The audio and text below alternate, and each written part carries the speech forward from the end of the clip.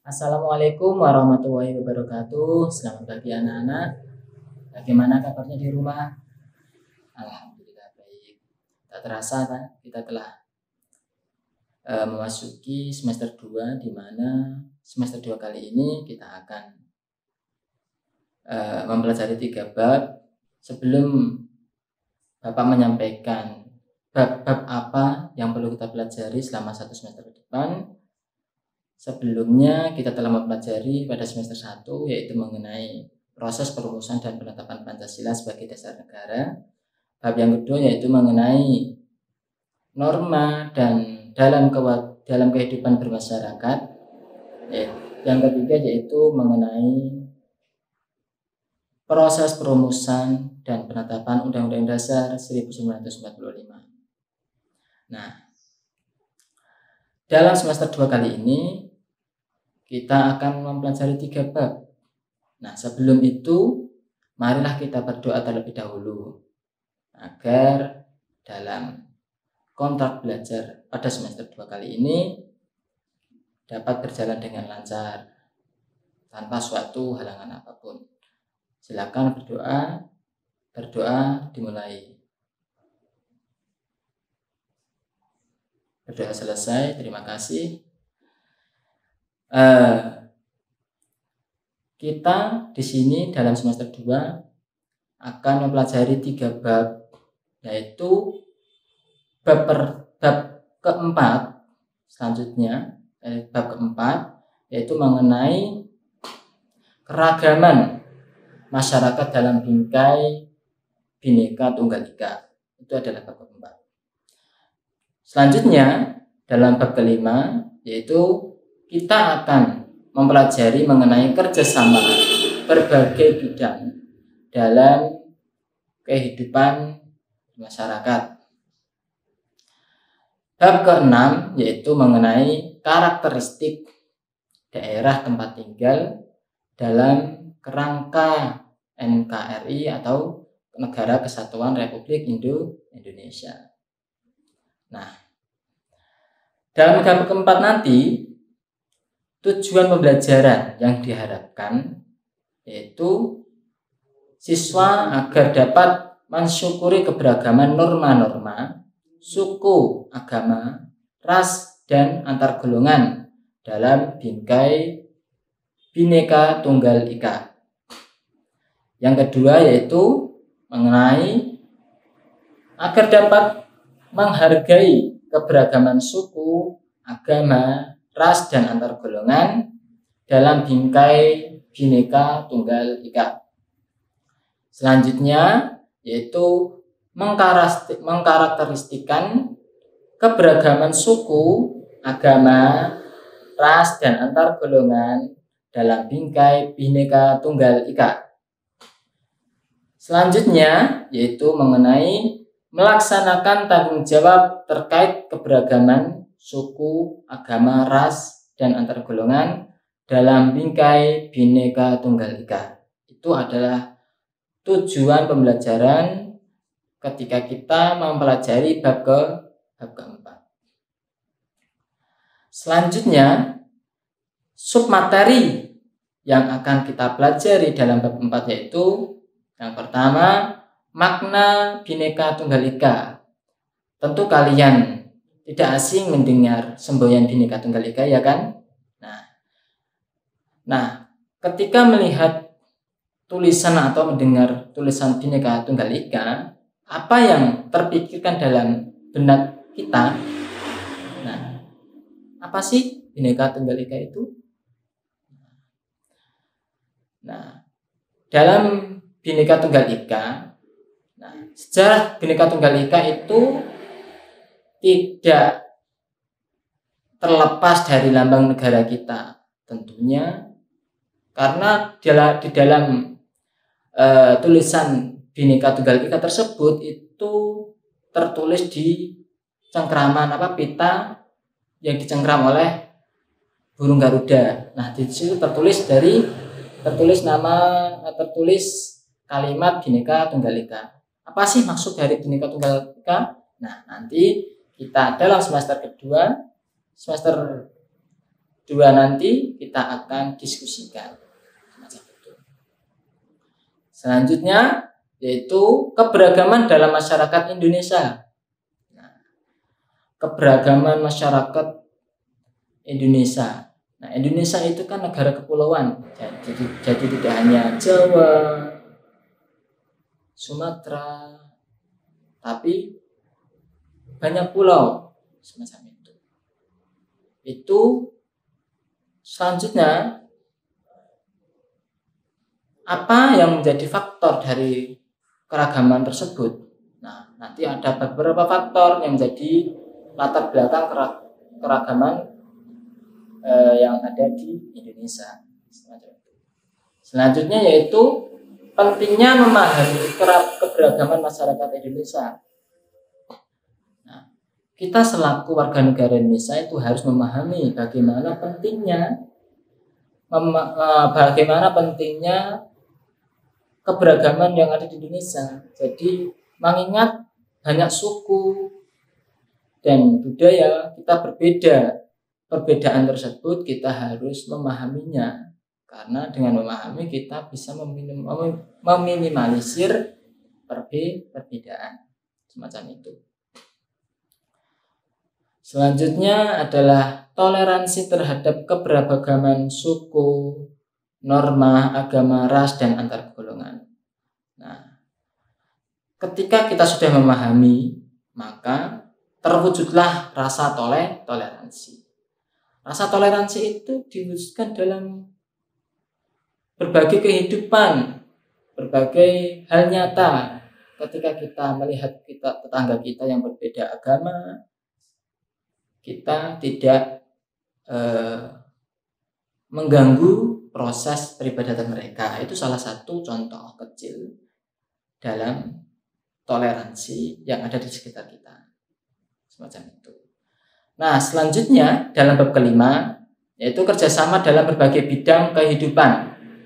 Dalam tujuan pembelajaran kali ini, siswa agar dapat menanggapi pendapat secara jujur tentang arti penting kerjasama dalam berbagai bidang kehidupan masyarakat.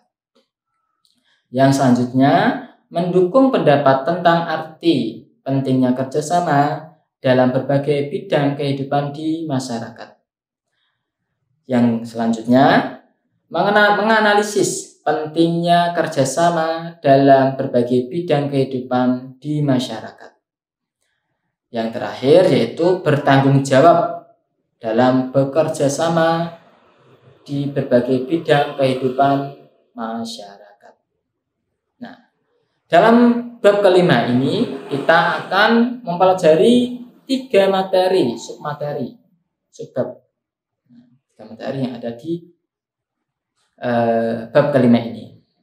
Yang pertama yaitu makna kerjasama dalam kehidupan masyarakat. Nah, apa itu? Kita akan mencari makna. Apa sih makna kerjasama yang ada di dalam kehidupan masyarakat? Kita bisa melihat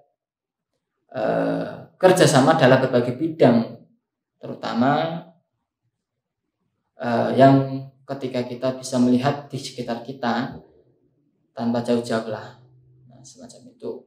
Kita bisa mengamati maksud dari kerjasama dalam kehidupan bermasyarakat. Selanjutnya yaitu pentingnya kerjasama. Apa sih pentingnya kerjasama? Nah, itu kita akan gali bersama, diskusikan bersama. Apakah perlu kerjasama dalam perbedaan? Nah, itu kita akan mencari jawabannya. Kita akan banyak perbedaan ya ternyata. Perbedaan suku, budaya, agama. Apakah perlu kita bekerja sama dalam berbagai bidang? Nah, semacam itu. Selanjutnya adalah bentuk-bentuk kerjasama dalam berbagai bidang kehidupan di masyarakat. Nah, nanti kita akan mencari tahu apa sih bentuk-bentuk kerjasama yang ada di masyarakat itu apa saja sih bentuk-bentuknya, bentuk-bentuk kerjasamanya. Bab ke-6 yaitu mengenai karakteristik daerah tempat tinggal dalam kerangka NKRI. Dalam bab ke-6 ini tujuan pembelajarannya agar siswa mampu mendukung karakteristik daerah tempat tinggal dalam kerangka NKRI sebagai anugerah Tuhan Yang Maha Esa.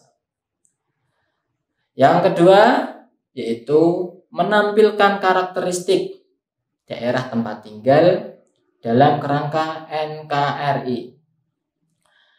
Yang selanjutnya yaitu mengasosiasikan karakteristik daerah tempat tinggal dalam kerangka NKRI. Ya. Yang selanjutnya yang terakhir yaitu mewujudkan karakteristik daerah tempat tinggal dalam kerangka NKRI. Nah, dalam bab ke-6 ini kita akan mempelajari subbab materi yang ada dalam bab 6.